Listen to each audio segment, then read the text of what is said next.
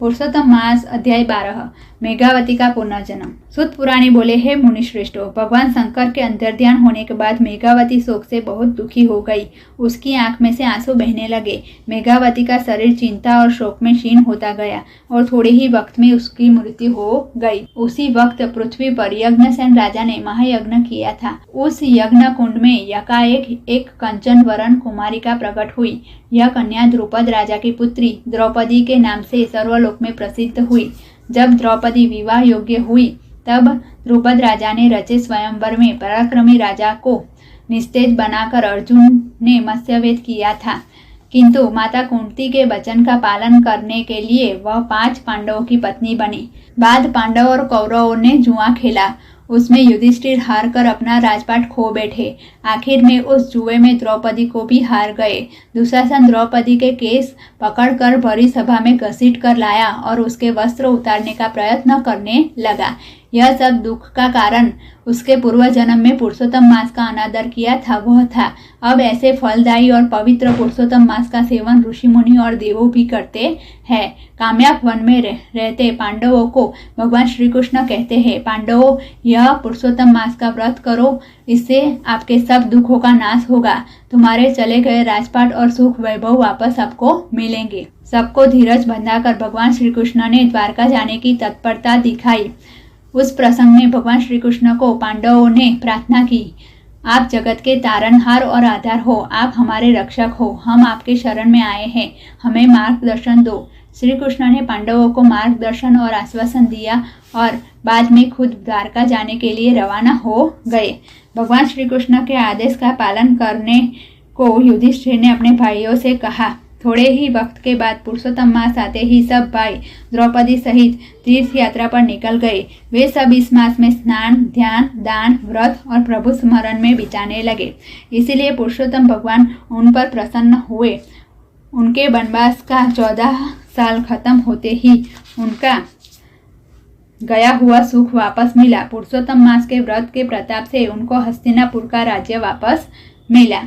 पुरुषोत्तम मास कथा 12 गेहूं कंकर की कथा। एक गांव था, उसमें एक मोचिन और सुनारन पास पास में रहते थे। मोची और मोचिन पूरा दिन मजदूरी करे तो भी मुश्किल से खाना मिलता था, जबकि सुनारिन खाने पीने में सुखी थी। 2 पैसे की संपत्ति भी थी, परंतु उसका दिल बहुत छोटा था। वह दिखावा करने में मानती थी। मोचिन गरीब थी, परंतु उसका दिल उदार था। वह खुद भी भूखी रहती थी, परंतु उसके घर में कोई अतिथि वापस भूखा नहीं जाता था।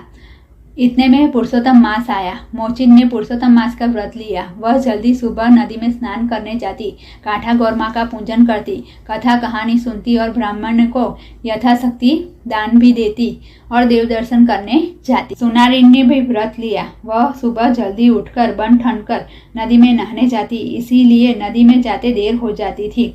जैसे तैसे नहाकर सीधी कथा कहानी सुनने बैठ जाती। वहां पास में बैठी महिलाओं के साथ बात करती। कथा में उसका ध्यान रहता न था। बाद में घर आकर कामकाज में लग जाती। पुरुषोत्तम मास होने से मोहल्ले में कथा होती थी। मोहल्ले की सभी औरतें कथा में ब्राह्मण को दान दक्षिणा के लिए कुछ न कुछ लेकर आती।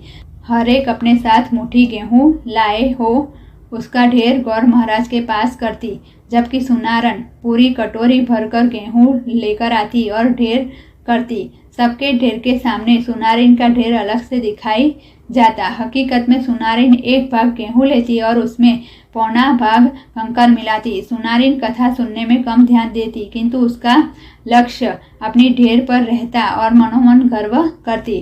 पुरुषोत्तम मास खत्म होते ही मोचिन ने अपनी कोठी में जितने गेहूं थे वह सब निकाल दिए। मुश्किल से 2 सेर जितने गेहूं कोठी में से निकले।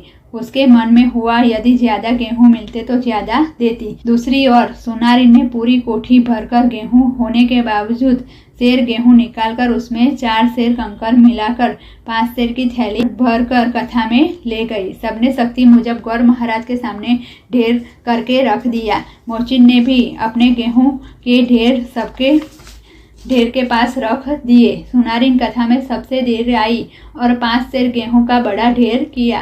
बाद में उसने कथा में ध्यान न देते हुए खुद कितने सारे गेहूं लाई है, उसकी आसपास में बैठी हुई महिलाओं से चर्चा की। पुरुषोत्तम भगवान ने यह देखा, वे मन में हंसने लगे। उनको हुआ कि मुझे सुनारिन को पाठ पढ़ाना चाहिए, जैसा बोओगे वैसा ही पाओगे, यह बताना चाहिए। कथा खत्म होते ही सब अपने अपने घर गए। मोचिन ने देखा उसकी सारी कोठी अन्न से भर गई है।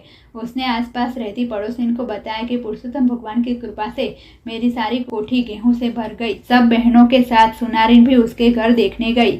सब पुरुषोत्तम भगवान के गुणगान गाते हुए बिखर गए। सुनारिन को हुआ कि जरा मैं भी कोठी खोल के देखूं। उसने कोठी में देखा तो गेहूं भरी हुई कोठी में सब कंकर ही थे। उसको हुआ कि इस कोठी में मैंने तो गेहूं भरे थे, उसके बदले कंकर कैसे हो गए। उसने मन सोचा कि कथा में गेहूं के साथ 4 गुना कंकर मिलाकर मैंने जो दान किया उसका यह फल है। वह मन में रोने लगी। जैसी भावना से दान दिया जाता है उसका फल वैसा ही मिलता है। पुरुषोत्तम भगवान की